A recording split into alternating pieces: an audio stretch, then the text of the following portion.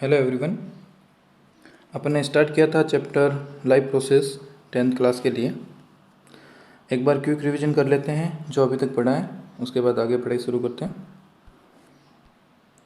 तो हमने देखा था कि लाइफ प्रोसेस क्या होता है कि एक लिविंग ऑर्गेनिज्म जितने भी फंक्शन परफॉर्म करता है वो अपने पूरे लाइफ स्पान में क्या क्या चीज़ वो कर सकता है, उनको अपन ने लिविंग प्रोसेसेस बोला था। एक लिविंग ऑर्गेनिज्म चलता है तो मूवमेंट, ग्रोथ करता है, ग्रोथ, उसके अंदर ब्लड फ्लो होता है, सर्कुलेशन, वो रेस्पायर करता है, रेस्पायरेशन, एक्सक्रीट करता है, एक्सक्रीशन, न्यूट्रिशन, ये जितने भी सारे फंक्शन वो परफॉर्म करता है वो सारे उसके लाइफ प्रोसेस होंगे। फिर अपन ने देखा था मोड ऑफ न्यूट्रिशन यानी कि मेथड ऑफ न्यूट्रिशन कितने टाइप का होता है। दो टाइप का, one is autotrophic nutrition and second is heterotrophic nutrition. जो ऑर्गेनिज्म अपना खाना खुद बनाते हैं वो होता है ऑटोट्रोप्स, और उस टाइप के न्यूट्रिशन को अपन बोलते हैं ऑटोट्रोपिक न्यूट्रिशन। और हेटरोट्रोपिक न्यूट्रिशन जो अपने फूड के लिए किसी दूसरे ऑर्गेनिज्म पर डिपेंड करते हैं वो होते हैं हेटरोट्रोप्स, और उस टाइप के न्यूट्रिशन को अपन बोलते हैं हेटरोट्रोपिक न्यूट्रिशन। अपन ऑटोट्रोपिक न्यूट्रिशन देखा। ऑटोट्रोपिक न्यूट्रिशन में अपन ने प्लांट्स के बारे में, ग्रीन प्लांट्स के बारे में देखा कि वो ऑटोट्रोपिक न्यूट्रिशन कैसे करते हैं, बाय फोटोसिंथेसिस। फिर अपन ने फोटोसिंथेसिस देखा कि फोटोसिंथेसिस क्या होता है, फोटोसिंथेसिस होने के लिए क्या क्या रॉ मटेरियल की रिक्वायरमेंट होती है। तो फोटोसिंथेसिस के लिए अपन ने देखा 4 रॉ मटेरियल की ज़रूरत होती है। एक carbon dioxide, second water, third sunlight and fourth chlorophyll. या कार्बन डाइऑक्साइड क्या करता है, वो कार्बन डाइऑक्साइड कहाँ से लेता है, थ्रू स्टोमेटा, वो इन्वायरमेंट से कार्बन डाइऑक्साइड लेता है। वाटर लेता है सॉइल से थ्रू द रूट्स। सनलाइट उसको होती है, सनलाइट का काम क्या है, इट प्रोवाइड्स एनर्जी। और क्लोरोफिल, क्लोरोफिल कहाँ होता है, ग्रीन प्लांट्स की जो सेल होती है उसके अंदर एक सेल ऑर्गेनल होता है जिसका नाम होता है क्लोरोप्लास्ट, उसके अंदर क्लोरोफिल होता है। ये एक ग्रीन कलर का पिगमेंट होता है। इस क्लोरोफिल का काम होता है सनलाइट को एब्जॉर्ब करना, ठीक है। और कार्बन डाइऑक्साइड फिर रिड्यूस होके कार्बोहाइड्रेट बनाएगी और वाटर ऑक्सीडाइज होके ऑक्सीजन रिलीज करेगा। ये सब अपन ने पढ़ा था। उसके बाद अपन ने फोटोसिंथेसिस के स्टेप पढ़े थे। 4 स्टेप अपन ने पढ़े थे। फर्स्ट स्टेप था absorption of light by chlorophyll. सबसे पहले क्लोरोफिल लाइट को एब्जॉर्ब करेगा। सेकंड स्टेप है conversion of light energy into the chemical energy. Third step है splitting of water into hydrogen and oxygen. And finally fourth step is reduction of carbon dioxide into carbohydrates. Carbohydrates, सबसे छोटा carbohydrate क्या है, glucose, it is a monomer. इसका formula है C6H12O6। ये सब अपन ने पढ़ चुके थे अपन। उसके बाद अपन ने स्टोमेटा की स्ट्रक्चर देखी थी। Stomata surrounded by guard cells. Guard cells also contain chloroplast. और गार्ड सेल के बाहर एपिडर्मल सेल होती है जिनमें क्लोरोप्लास्ट नहीं होता है। ये गार्ड सेल कंट्रोल करती है स्टोमेटा की ओपनिंग एंड क्लोजिंग। उसके बाद अपन ने फोटोसिंथेसिस की एक कंप्लीट ओवरऑल इक्वेशन देखी थी जिसमें carbon dioxide plus water convert in the presence of sun light and chlorophyll converts into C6H12O6 which is glucose and releases oxygen। और फिर अपन ने इसकी एक बैलेंस इक्वेशन भी देखी थी। अब अपन आज का चीज़ शुरू करते हैं। आज का टॉपिक है हेटरोट्रोपिक न्यूट्रिशन। अपन ने ऑटोट्रोपिक न्यूट्रिशन पूरा पढ़ लिया था, आज हम पढ़ेंगे heterotropic nutrition. In this mode of nutrition an organism is unable to synthesise its own food. जैसा मैंने बताया कि हेटरोट्रोप्स वो एनिमल हैं, वो ऑर्गेनिज्म है जो अपना खाना खुद नहीं बना पाते। ये अपने खाने के लिए किसी दूसरे ऑर्गेनिज्म पर डिपेंड करते हैं, और जिस टाइप से ये अपना खाना लेते हैं उसके बेसिस पे इनको डिवाइड कर रखा है। उसके बेसिस पे हेटरोट्रोपिक न्यूट्रिशन के अलग अलग टाइप है। फर्स्ट उसमें अपन देखेंगे होलोजोइक न्यूट्रिशन। होलोजोइक न्यूट्रिशन में क्या होता है, एक ऑर्गेनिज्म पूरा खाना, होल फूड अपने अंदर इनगल्फ कर लेता है और अपनी बॉडी के अंदर जाने के बाद उसको ब्रेक डाउन करता है। यानी कि फूड को बाहर तोड़े बिना सीधा अंदर लेगा बॉडी में और फिर उसको ब्रेक करेगा। इसका एग्जाम्पल है अमीबा। तो क्या हुआ, holozoic nutrition is a type of nutrition where an organism takes in whole food and break it inside the body. Okay, समझ में आ गया। Holo means whole, complete food, whole food body के अंदर लेगा उसके बाद ब्रेक करेगा। तो ये हुआ होलोजोइक न्यूट्रिशन। इसके बाद आता है सेप्रोफाइटिक न्यूट्रिशन। सेप्रोफाइटिक न्यूट्रिशन में क्या होगा, इसमें ऑर्गेनिज्म जो है डेड एंड डिकेइंग मैटर पे उससे अपना न्यूट्रिशन लेगा। कोई भी ऑर्गेनिज्म डेड यानी कि मरा हुआ और डिकेइंग यानी कि जो सड़ा गला मैटर है उससे अपना फूड लेगा, अपना न्यूट्रिशन लेगा। इस टाइप के न्यूट्रिशन को अपन क्या बोलेंगे, saprophytic nutrition. It is a nutrition in which organism feed on dead and decaying matter, dead and decaying matter. For example fungus, इसका एग्जाम्पल क्या है, फंगस। एग्जाम्पल जरूर याद रखें, होलोजिक न्यूट्रिशन का एग्जाम्पल अमीबा, सेप्रोफाइटिक न्यूट्रिशन का एग्जाम्पल फंगस। उसके बाद third type of heterotrophic nutrition is parasitic nutrition. इस न्यूट्रिशन के अंदर कोई ऑर्गेनिज्म किसी दूसरे ऑर्गेनिज्म के ऊपर या उसके अंदर रहता है। ऊपर भी रह सकता है यानी कि आउटर सरफेस पे रह सकता है, या उसकी बॉडी के अंदर रह सकता है, इनसाइड द बॉडी। उसको बोलेंगे अपन parasitic nutrition. It is a nutrition in which organism feed on living host. ठीक है, जिससे ये ऑर्गेनिज्म खाना लेगा उसको होस्ट बोलेंगे अपन। इसका एग्जाम्पल है प्लांट्स के अंदर कस्कुटा। ओके, और भी बहुत सारे पैरासाइट है अपनी बॉडी के अंदर। ठीक है, तो ये था हेटेरोट्रॉपिक न्यूट्रिशन। तो न्यूट्रिशन वाला पार्ट अपना, न्यूट्रिशन के mode of nutrition, method of nutrition अपना कंप्लीट हुआ। उसके बाद अपन पढ़ते हैं अब न्यूट्रिशन इन ह्यूमन बींग्स। बाकी सारा न्यूट्रिशन अपन ने पढ़ लिया कि अमीबा कैसे न्यूट्रिशन लेता है, फंगस कैसे लेते हैं, ग्रीन प्लांट्स कैसे न्यूट्रिशन अपना लेते हैं। अब अपन पढ़ेंगे nutrition in human beings. Human being के अंदर न्यूट्रिशन जो है वो एक कंप्लीट प्रोसेस है उसका। आपको सिंपल सा इसका स्टेप बाय स्टेप चीज़ें याद रखनी है, ज़्यादा कुछ भी याद नहीं रखना। स्टेप बाय स्टेप पढ़ोगे तो चीज़ याद रहेगी कि कहाँ पे क्या हो रहा है और किसका क्या फंक्शन है अपना। इसके लिए न्यूट्रिशन के लिए अपने पास ह्यूमंस के लिए पूरा एक डाइजेस्टिव सिस्टम है जिसमें अलग अलग इसके ऑर्गन हैं, अलग अलग पार्ट्स हैं। तो अपने humans consist of alimentary canal. जैसा आपको पता है ह्यूमन के अंदर क्या होती है, एलिमेंट्री कैनाल होती है जो अपने मुंह से, माउथ से स्टार्ट होती है and ends at anus, anus पे खत्म होती है। तो human consist of alimentary canal which starts from mouth and ends at anus and the parts of alimentary canal. अभी हम बताएंगे आपको पार्ट्स ऑफ एलिमेंट्री कैनाल। पहले ये आप एक डायग्राम देखिए। पहले सिंपल से डायग्राम से मैं आपको पार्ट्स बताऊंगा। ये एक डायग्राम है। तो ये क्या हो गई आपकी माउथ की ओपनिंग है जो it is guarded by our lips. फिर उसके अंदर एक कैविटी है जिसको अपन ओरल कैविटी बोलते हैं। उस ओरल कैविटी के अंदर क्या क्या कंटेंट्स है, आपके टीथ्स, आपकी टंग, ठीक है, उस कैविटी के अंदर है जहां अपन क्या करेंगे, खाने को चबाएंगे, च्यू करेंगे और उसको छोटे छोटे पार्टिकल्स में ब्रेक करेंगे। उसके बाद खाना जाता है, फेरिंग्स का एक पार्ट होता है। फेरिंग्स के वैसे 3 पार्ट होते हैं। फेरिंग्स का जो पार्ट नोज के पीछे होता है यहाँ पे, उसको नेजोफेरिंग्स बोलते हैं। इस ओरल कैविटी, यहाँ पे ये ओरल कैविटी है, इस ओरल कैविटी के जो पीछे फेरिंग्स का पार्ट होता है, ये वाला पार्ट, इसको अपन ओरोफेरिंग्स बोलते हैं, जो यहाँ तक एक्सटेंड करती है। ये है ओरोफेरिंग्स। तो खाना ओरोफेरिंग्स में भी जाता है। तो प्रोसेस आपका जो फूड, इसका फूड का जो पाथ है उसमें ओरोफेरिंग्स भी आता है ना। उसके बाद एक लेरिंगोफेरिंग्स होता है जो लेरिंग्स के पीछे होता है। ये लेरिंग्स से आगे आपको जो दिख रही है ये वाली, ये क्या है, लेरिंग्स, विंड पाइप। इस विंड पाइप के पीछे ये फूड पाइप है जिसको अपन लेरिंगोफेरिंग्स बोलेंगे। आगे बात समझ में।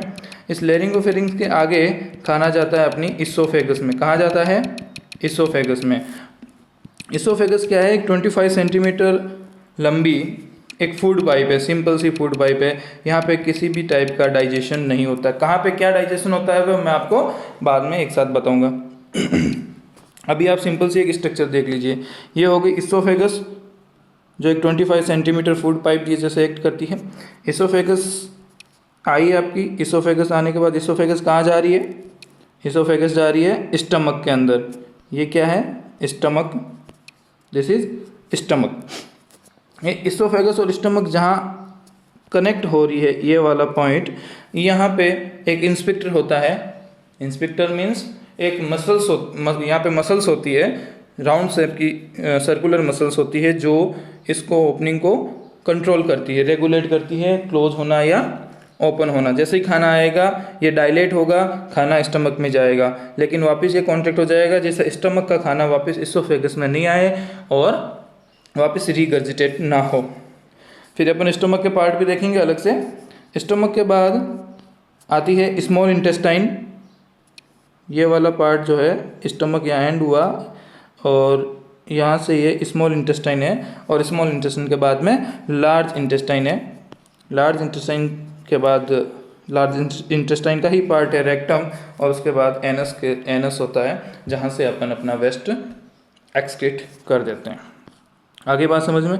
तो एक सीक्वेंस है कि कहाँ से खाना कहाँ जाता है। सीक्वेंस याद जरूर करें। फर्स्ट माउथ में जाएगा। माउथ अपन प्रॉपर अगर बायोलॉजी की टर्म में लिखें तो इसको अपन लिखेंगे ओरल कैविटी। क्या लिखेंगे? ओरल कैविटी लिखेंगे माउथ को। उसके बाद खाना जाएगा फेरिंग्स में। कौन सी फेरिंग्स? फेरिंग्स के 3 पार्ट होते हैं। एक होती है नेजोफेरिंग्स जो नाक के पीछे होती है, नोज के पीछे। एक माउथ के पीछे ओरल कैविटी के पीछे होती है, उसको ओरोफेरिंग्स। और एक होती है लेरिंगोफेरिंग्स जो लेरिंग्स के पीछे होती है, जैसा मैंने आपको यहाँ पे बताया था पहले। तो फेरिंग्स के 2 पार्ट में खाना जाएगा, एक ओरोफेरिंग्स एंड देन लेरिंगोफेरिंग्स। आगे बात समझ में? फेरिंग्स के तीनों पार्ट में फूड नहीं जा पाएगा। तो फेरिंग्स आ गई, माउथ आ गया। उसके बाद इसोफेगस जिसको फूड पाइप या गैलेट भी बोलते हैं। फोर्थ पे जाएगा स्मॉल स्टमक में, फिर स्मॉल इंटेस्टाइन में, फिर लार्ज इंटेस्टाइन में। ये रेक्टम जो पार्ट है वो लार्ज इंटेस्टाइन का ही पार्ट है, अलग से कुछ नहीं है। और फिर अपन एनएस द्वारा एक्सक्रीट कर देंगे फूड को। तो ये सारी चीज़ समझ में आ गई आपको। अब आप देखो कि कौन से पार्ट में क्या क्या डाइजेशन होता है, क्या क्या फंक्शन होता है, किस पार्ट का क्या फंक्शन है। तो सबसे पहले अपन देखेंगे ओरल कैविटी। क्या देखेंगे? Oral cavity. ओरल कैविटी के कंटेंट्स क्या है? ओरल कैविटी में क्या क्या होता है? एक टीथ होते हैं, एक टंग होती है, और दूसरा इसकी जो ग्लैंड्स है, सलाइवरी ग्लैंड्स, वो यहाँ पे सलाइवा सिक्रेट करती है।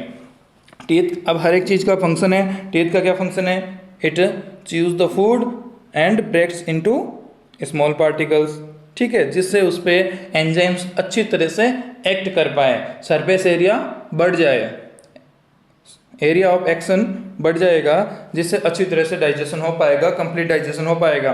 टंग क्या करती है? टंग फूड में सलाइवा को अच्छी तरह से मिक्स करवाती है और फिर स्वेलो करने में भी हेल्प करती है। उसके बाद अपन पढ़ते हैं सलाइवा, जो माउथ के अंदर सिक्रीट होती है, ओरल कैविटी के अंदर सिक्रीट होती है through salivary glands.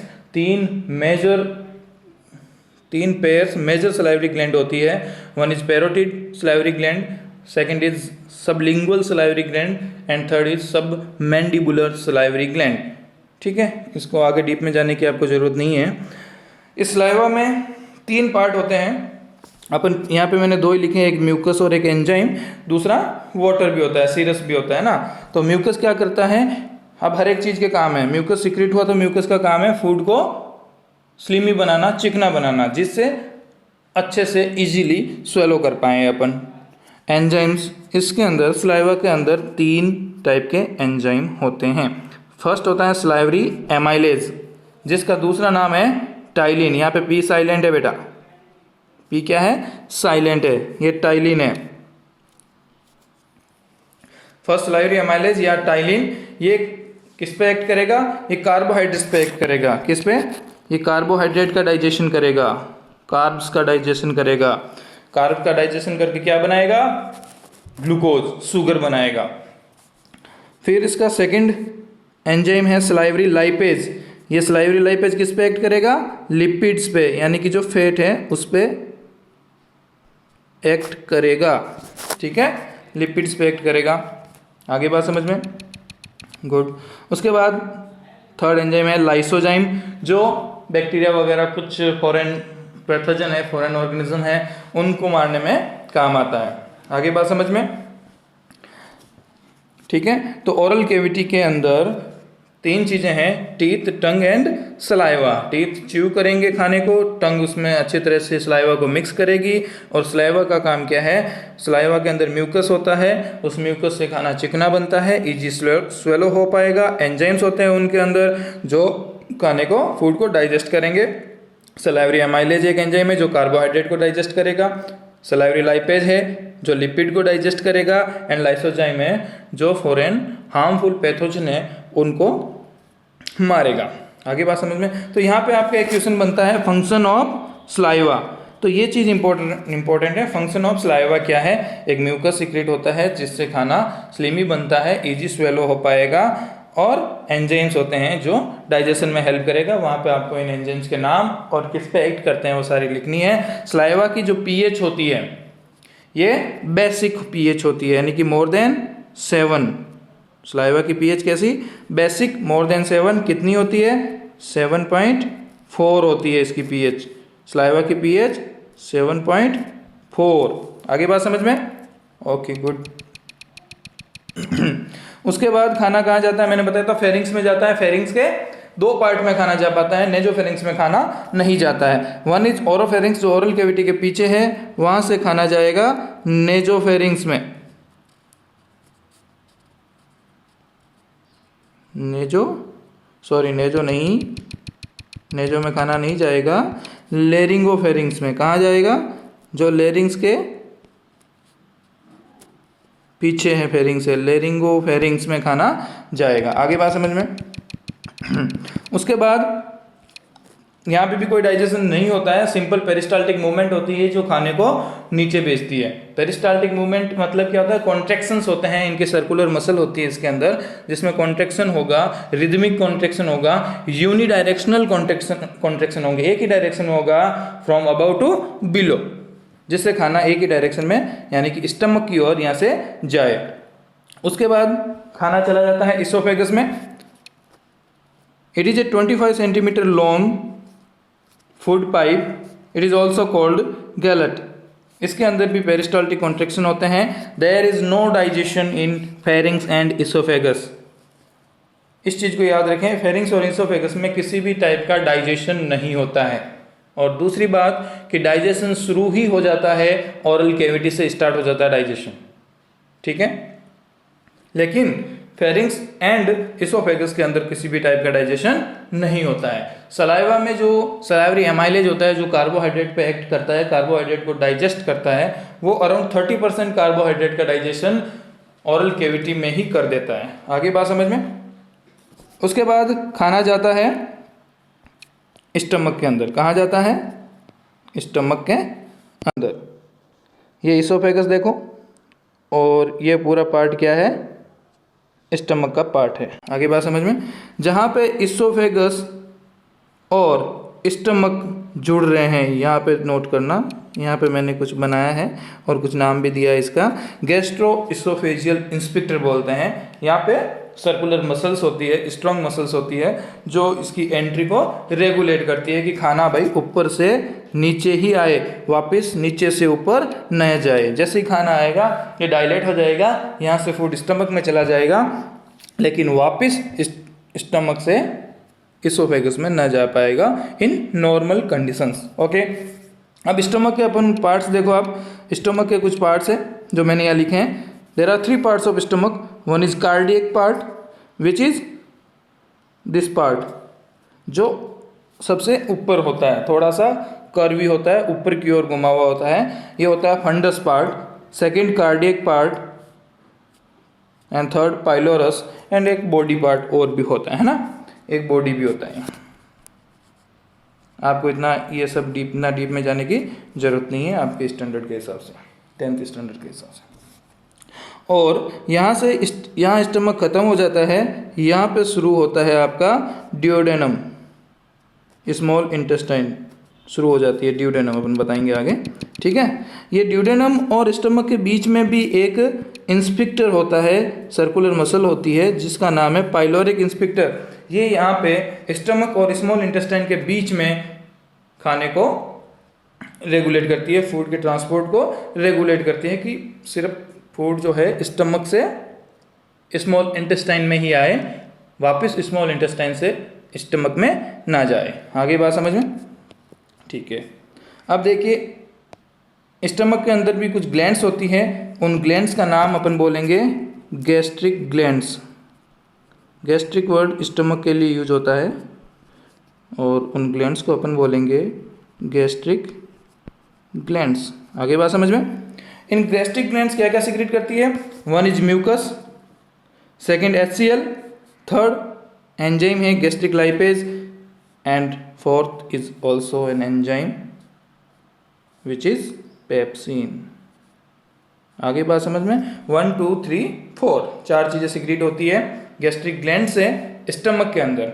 One is mucus, second is HCl, third is gastric lipase and fourth is pepsin. जैसा आपको पता है HCl is very strong acid, तो यहाँ पे म्यूकस का सीक्रेट होना बहुत जरूरी है। इतना स्ट्रॉन्ग एसिड होता है, pH अराउंड 1 to 2 होती है, बहुत ही एसिडिक मीडियम होता है स्टमक के अंदर।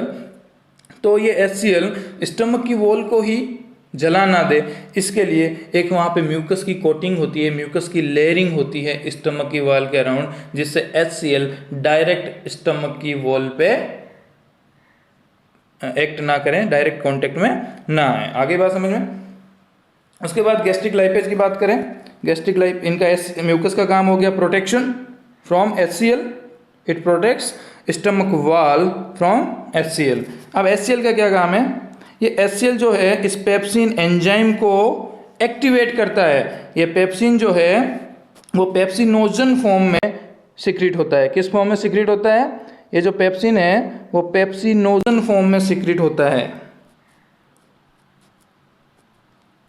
पेप्सिनोजन, पीछे नोजन लगा दो, NOJEGEN, pepsinogen, PEPSINOGEN, pepsinogen form में सिक्रीट होता है।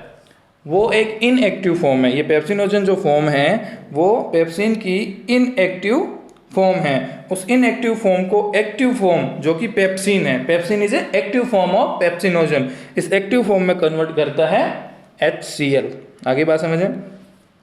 तो पेप्सिन प्रोटीन्स पे एक्ट करेगा, प्रोटीन का डाइजेशन करेगा और प्रोटीन का डाइजेशन करके पेप्टाइड्स बनाएगा। आगे बात समझ में? गैस्ट्रिक लाइपेज एंजाइम जो है वो लिपिड्स पे एक्ट करेगा और उसको फर्दर डाइजेस्ट करेगा, है ना, फैटी एसिड है, ट्राइग्लिसरॉल है, उसमें डाइजेस्ट करेगा। इसके बाद अपन देखते हैं स्मॉल इंटेस्टाइन। इसको स्मॉल क्यों कहते हैं? क्योंकि इसका डायमीटर कम होता है। The length of small intestine is more than length of large intestine. Small intestine की लंबाई जो है, लेंथ है, वो लार्ज इंटेस्टाइन से ज़्यादा होती है, लेकिन इसको स्मॉल नाम इसलिए दिया क्योंकि इसका डायमीटर कम होता है, इसका व्यास कम होता है, ये पतली होती है, पतली और लंबी होती है स्मॉल इंटेस्टाइन। लार्ज इंटेस्टाइन मोटी और छोटी होती है। आगे बात समझ में? तो स्मॉल इंटेस्टाइन देखो, स्मॉल इंटेस्टाइन के 3 पार्ट देखो आप। स्मॉल इंटेस्टाइन के 3 पार्ट हैं। स्टमक से शुरू होते ही पहला पार्ट आता है ड्यूडेनम। ये एक सी शेप का होता है। ड्यूडेनम कैसा? सी शेप का होता है, ऐसा। इसके अंदर यहाँ पे पेनक्रियास होता है। क्या होता है? पेनक्रियास इसकी यहाँ बीच में इसकी कर्व में पड़ा रहता है। आगे बात समझ में? ये है पेनक्रियास जिसको मैंने हाईलाइट किया है येलो से, और जो दूसरा है ये ड्यूडेनम है ग्रीन कलर वाला। आगे बात समझ में? इस ड्यूडेनम के अंदर पेनक्रियास होता है। ड्यूडेनम भी सी शेप का और लेंथ इसकी ड्यूडेनम की 25 सेंटीमीटर होता है। First part duodenum, second part इसका जेजुनम एंड थर्ड पार्ट है इलियम। इससे ज़्यादा आपको याद नहीं करना है। स्पेशली अब आप इसके अंदर डाइजेशन को देखें। स्टमक के अंदर अपने डाइजेशन को देखा, स्टमक के एंजाइम देखे, पेप्सिन देखे जो पेप्सिन देखा जो प्रोटीन को डाइजेस्ट करता है, गैस्ट्रिक लाइपेज देखा जो लिपिड को डाइजेस्ट करता है ना। अब स्मॉल इंटेस्टाइन के एज सच कोई खुद के एंजाइम से नहीं होते हैं, ज़्यादा इंपॉर्टेंट एंजाइम्स खुद के नहीं होते हैं। होते हैं इसके अंदर माल्टेज है, लैक्टेज है, लेकिन खुद के मोर इंपॉर्टेंट एंजाइम्स नहीं होते हैं। ज़्यादा इंपॉर्टेंट एंजाइम पेनक्रियास के होते हैं जो स्मॉल इंटेस्टाइन के अंदर सीक्रेट होते हैं। ये पेनक्रियास स्मॉल इंटेस्टाइन के जो ड्यूडेनम वाला पार्ट है यहाँ पे अपने एंजाइम सीक्रेट करेगा। कौन कौन से एंजाइम सीक्रेट करेगा वो देखिए अब। फर्स्ट एंजाइम जो सिक्रीट करेगा विच इज ट्रिप्सिनोजन। जैसे वहां पेप्सिनोजन एक इनएक्टिव फॉर्म थी जो HCl के द्वारा पेप्सिन में कन्वर्ट होती थी एक्टिव फॉर्म में, वहीं यहाँ पे भी पेनक्रियास सिक्रीट करेगा ट्रिप्सिनोजन जो ट्रिप्सिन में कन्वर्ट होगा which is active form. Trypsinogen is inactive form by the help of duodenal enterokinase. ये जो एंजाइम है यहाँ पे ये ड्यूडेनम में प्रेजेंट होता है, स्मॉल इंटेस्टाइन के फर्स्ट पार्ट में प्रेजेंट होता है ड्यूडेनल एंटेरोकाइनेज। आगे बात समझ में, ड्यूडेनल एंटेरोकाइनेज जो inactive form of trypsin which is trypsinogen को कन्वर्ट करता है एक्टिव फॉर्म में which is trypsin. Second enzyme है काइमोट्रिप्सिनोजन। ये भी जिस एंजाइम के पीछे जन लग जाता है यानी कि GEN लग जाता है या किसी एंजाइम के आगे प्रो लग जाता है PRO प्रो या पीछे जन, वो इनएक्टिव फॉर्म होती है एंजाइम की, उसको एक्टिव फॉर्म में कन्वर्ट करना पड़ता है। ये काइमोट्रिप्सिनोजन ये काइमोट्रिप्सिन की इनएक्टिव फॉर्म है, इसको भी ये ड्यूडेनल एंटेरोकाइनेज एंजाइम जो है काइमोट्रिप्सिन में कन्वर्ट करेगा। ये जो कार्बोक्सीपेप्टाइडेज है ये भी अपनी एक इनएक्टिव फॉर्म जिसका नाम है प्रोकार्बोक्सीपेप्टाइडेज, जिसका नाम है प्रोकार्बोक्सीपेप्टाइडेज, उसमें सीक्रेट होता है जो कि इसकी इनएक्टिव फॉर्म होती है, फिर ये कार्बोक्सीपेप्टाइडेज में कन्वर्ट होता है जो कि इसकी एक्टिव फॉर्म होती है। यहाँ ध्यान रखें ऊपर के जो तीनों एंजाइम हैं ये प्रोटीन पे एक्ट करेंगे। किस पे एक्ट करेंगे? प्रोटीन पे एक्ट करेंगे। ऊपर के तीनों एंजाइम प्रोटीन पे एक्ट करेंगे, एक्ट्स ऑन प्रोटीन, यानी कि प्रोटीन का डाइजेशन करेंगे।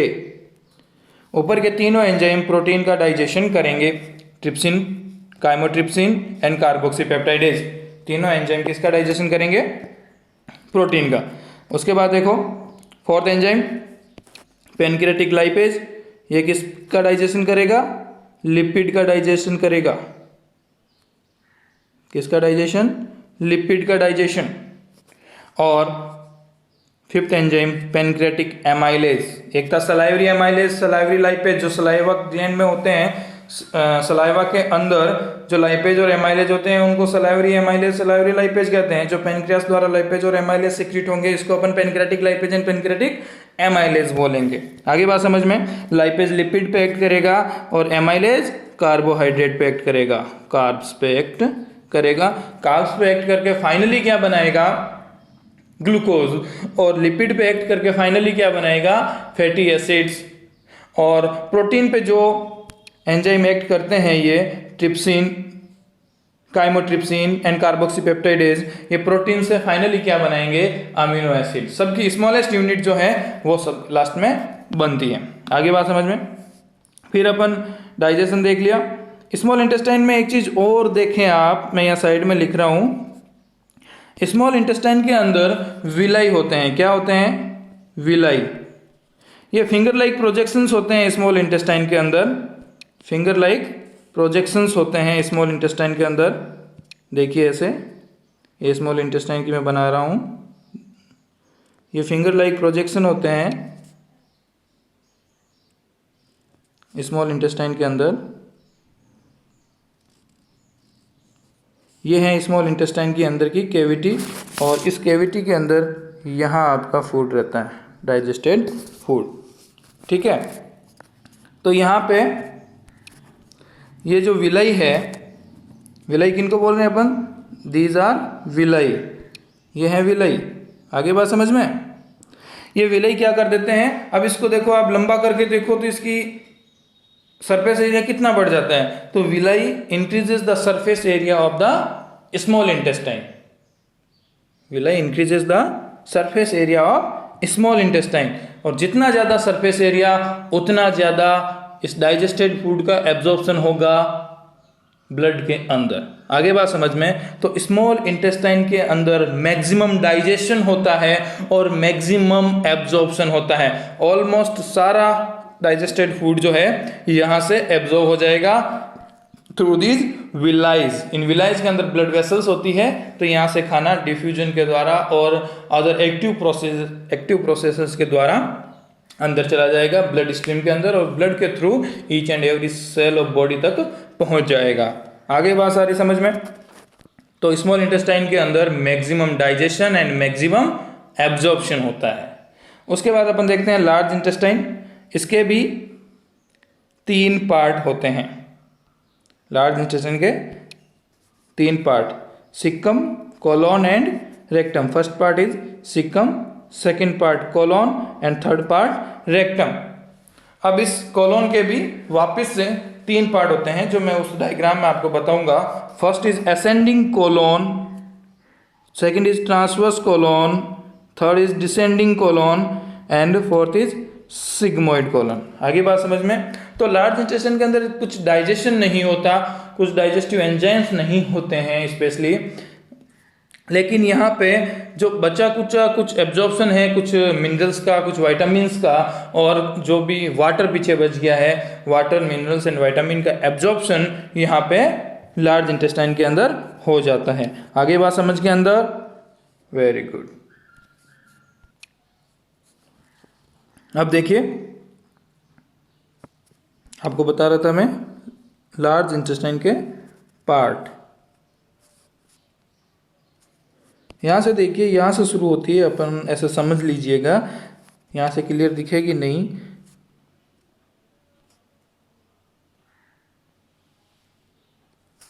एक मिनट। तो यहाँ से सपोज ये स्टार्ट हो रही है, ऊपर जा रही है, ये सारी क्या है? लार्ज इंटेस्टाइन का पार्ट है। तो यहाँ से जो ऊपर जाएगी उसको अपन बोलेंगे असेंडिंग कोलोन, ऊपर जाती हुई।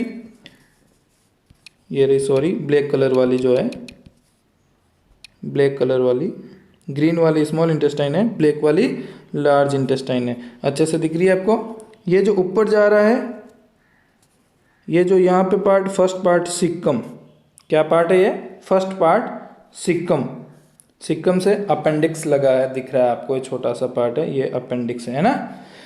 सिक्कम, सिक्कम के बाद कोलोन। अब कोलोन के मैंने 4 पार्ट बताए। जो ऊपर वो जा रहा है वो असेंडिंग कोलोन, जो यहाँ पे ट्रांसवर्स है ट्रांसवर्स कोलोन, वापस नीचे आ रहा है डिसेंडिंग कोलोन, और यहाँ पे थोड़ा सा कर्व्ड पार्ट है, उसको बोलते हैं अपन सिग्मोइड कोलोन। तो ये फर्स्ट पार्ट हो गया सिक्कम, ये सेकंड पार्ट है कोलोन। कोलोन के 4 पार्ट है, ascending colon, transverse colon, ascending colon, transverse colon, descending colon and sigmoid colon. आगे बात समझ में? उसके बाद सिग्मोइड कोलोन के बाद इसका थर्ड पार्ट लार्ज इंटेस्टाइन का, विच इज रेक्टम। आगे बात समझ में? Okay, good. और रेक्टम तक खाना पहुंचा, उसके बाद यहाँ स्टोर होता है वेस्ट, और एनस के द्वारा एक्सक्रीट कर दिया जाता है। तो ये सारा था ह्यूमन डाइजेस्टिव सिस्टम। अच्छे से समझ में आ गया होगा। अब इसके एक ओवरव्यू देख लेते हैं कि ह्यूमन डाइजेस्टिव सिस्टम में सारा, वैसे मैंने हर पार्ट का फंक्शन समझा दिया है कि कहाँ कहाँ क्या डाइजेशन होता है, फिर भी अपन एक बार ओवरव्यू, इसका रिवीजन हो जाएगा यहाँ पे। Human digestive system, mouth is the first portion of the alimentary canal. जैसा मैंने बताया, ओरल कैविटी जो है फर्स्ट पोर्शन है ह्यूमन डाइजेस्टिव सिस्टम का। Mouth is the first portion. Mouth के पार्ट्स यहाँ पे आपको दिख रहे हैं इस डायग्राम के अंदर। गम्स, हार्ड पैलेट, ऊपर जो तलवा होता है अपना हार्ड वाला, आगे की पार्ट, आगे के साइड में हार्ड होता है, पीछे में सॉफ्ट होता है। आप अपनी टंग ऊपर टच करके देख सकते हैं, आगे हार्ड है, पीछे सॉफ्ट है। और उस, तो हार्ड पैलेट होगा हार्ड वाला पार्ट, सॉफ्ट वाला सॉफ्ट पैलेट, और उस सॉफ्ट पैलेट का एक एक्सटेंशन होता है नीचे, देखो ये आपको जो दिख रहा है, ये सॉफ्ट पैलेट का पार्ट है जिसको अपन यूविला बोलते हैं। क्या बोलते हैं? Uvula. It is a part of soft palate. और टीथ होते हैं, पीछे टॉन्सिल्स होते हैं, टंग एंड लिप्स, ये सब हैं माउथ के पार्ट। ओरल कैविटी के कंटेंट्स, ये सारे ओरल कैविटी के अंदर की चीज़ें हैं, ओरल कैविटी की कंटेंट्स है। और ओरल कैविटी की ओपनिंग होती है जो लिप्स के द्वारा रेगुलेट होती है। तो mouth is the first portion of the alimentary canal. Mouth consist of muscular tongue and teeth. Mouth consist of muscular tongue and teeth. Cavity inside the mouth is known as oral cavity. Mouth के अंदर की cavity को अपन क्या बोलेंगे? Oral cavity. उसके बाद mechanism of digestion of food, सारा बता दिया मैंने। Food digestion process begins in the mouth. खाने का डाइजेशन अपना जो है ओरल कैविटी से ही स्टार्ट हो जाता है। आगे बात समझ में। And food is complex in nature, food को अपन को पहले तोड़ना पड़ेगा अपने टीथ के द्वारा, फिर इतने सारे एंजाइम उस पर एक्ट करेंगे तब जाके डाइजेस्ट होगा, इतना कॉम्प्लेक्स होता है food. To break down the food and absorb it we need biological catalyst. Biological catalyst, enzyme को अपन कैटलिस्ट बोलते हैं। कैटलिस्ट क्या होता है? किसी भी रिएक्शन के होने में हेल्प करना, उसकी रेट ऑफ रिएक्शन पे इफेक्ट डालना, उसको बढ़ाना, ये सारे कैटलिस्ट के काम हैं। अपन ये केमिस्ट्री में पढ़ते हैं। तो बायोलॉजिकल कैटलिस्ट बोलते हैं एंजाइम्स को। ये भी किसी केमिकल रिएक्शन को होने में मदद करते हैं, है ना। जैसे प्रोटीन्स, जैसे कार्बोहाइड्रेट टूटेगा, ग्लूकोज बनाएगा, है ना, तो उसमें भी एंजाइम काम आएगा, एमाइलेज। तो ये केमिकल रिएक्शन हो रही है, उसमें ये एंजाइम काम आ रहा है, तो इसको अपन बायोलॉजिकल कैटलिस्ट बोलते हैं। Mouth containing salivary glands, mouth के अंदर सलाइवरी ग्लैंड होती है, मैंने बताया। यहाँ पे वो सलाइवा सिक्रीट करती है, और सलाइवा के अंदर बहुत सारे इंपॉर्टेंट एंजाइम होते हैं जो अपन ने पहले पढ़े हैं, वीडियो को बैक करके देख लीजिएगा। And known as salivary enzymes, जो स्टार्च को सिंपल शुगर में तोड़ देता है। कौन सा एंजाइम है वो? Salivary amylase. Starch is a part of carbohydrate, starch एक कार्बोहाइड्रेट है, पॉलीसेकेराइड है ना। स्टार्च से फाइनली क्या बनेगा? ग्लूकोज फ्रुक्टोज बनेगा। तो स्टार्च को तोड़ेगा salivary amylase, salivary lipase lipid को ब्रेक डाउन करेगा, और एक लाइसोजाइम नाम का एंजाइम होता है जो फॉरेन पैथोजन पे एक्ट करेगा। Food then pass via the oesophagus, oesophagus just क्या है? एक फूड पाइप जैसा है। इसके अंदर कॉन्ट्रैक्शन होते हैं। The movement of food inside the oesophagus occurs via rhythmic contraction of the muscles, it is known as peristalsis. ये पेरिस्टोल्टिक मूवमेंट होते हैं, रिदमिक कॉन्ट्रैक्शन होते हैं, वन वे कॉन्ट्रैक्शन होते हैं, है ना। सिर्फ above to below, upward to downward contraction, one way direction के अंदर होगा, वन वे कॉन्ट्रैक्शन होते हैं, है ना। ओके, इसके बाद स्टमक में आ जाते हैं अपन। Stomach contents gastric glands that secrete mucus, आपको बताया, hydrochloric acid which is very acidic in nature. Okay, जिसको म्यूकस क्या करेगा? इस स्टमक की वॉल को प्रोटेक्ट करेगा फ्रॉम हाइड्रोक्लोरिक एसिड। फिर है पेप्सिन, पेप्सिन को HCl जो है वो एक्टिवेट करेगा, पेप्सिनोजन की फॉर्म में सिक्रीट होगा, उसको पेप्सिन में कन्वर्ट करेगा। Pepsin is a protein digestive enzyme, जैसा कि मैंने आपको बताया है, पेप्सिन प्रोटीन का डाइजेशन करेगा। After stomach food then enters into the small intestine. अपन स्मॉल इंटेस्टाइन पढ़ा, स्मॉल इंटेस्टाइन के 3 पार्ट पढ़े, ड्यूडेनम, जेजुनम एंड इलियम।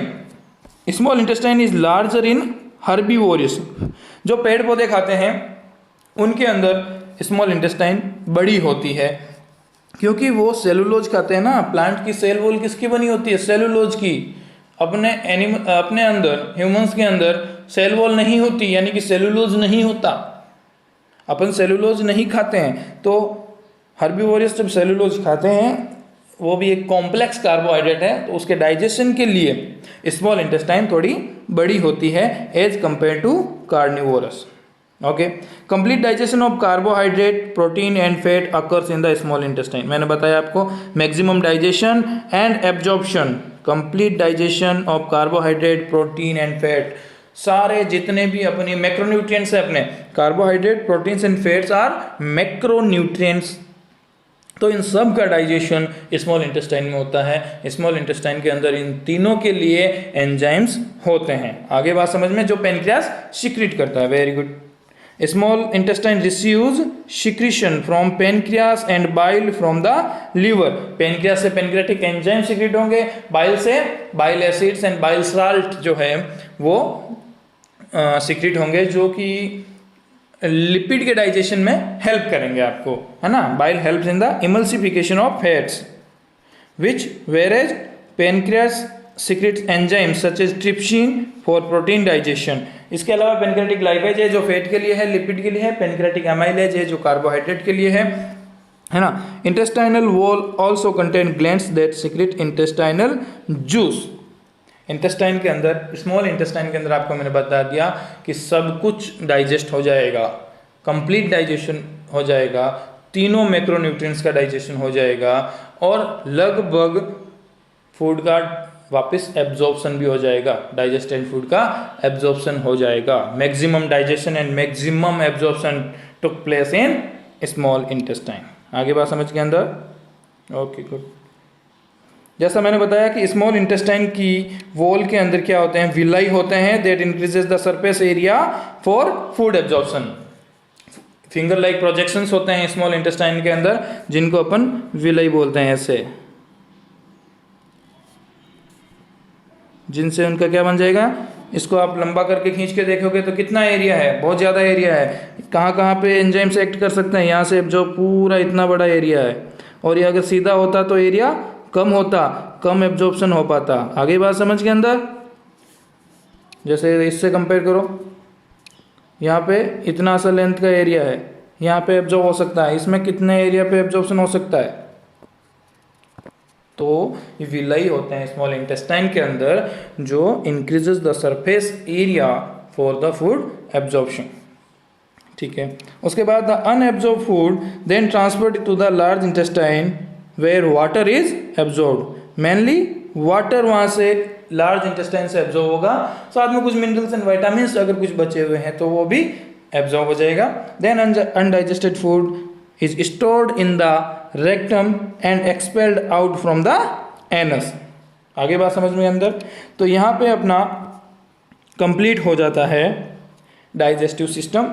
इसके बाद अपन रेस्पिरेटरी सिस्टम पढ़ेंगे नेक्स्ट क्लास के अंदर। Thank you.